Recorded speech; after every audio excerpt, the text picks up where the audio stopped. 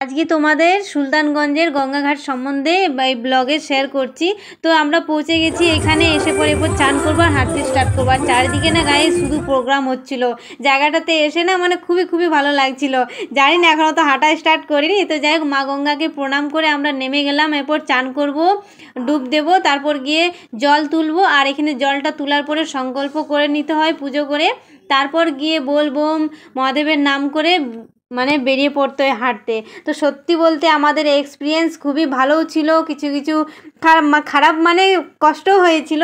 তো কীরকমভাবে আমরা পৌঁছেছি, কতটা কষ্ট হয়েছিল সে সংক্রান্ত আমরা বড় ব্লগে পোস্ট করব। তোমরা আমাদের চ্যানেলটা দেখতে থাকো আর সাবস্ক্রাইব করো, যারা এফবি থেকে দেখছো ফলো করে দিও। আর কারা কারা এখানে এসছে কমেন্ট করে জানিও কিন্তু।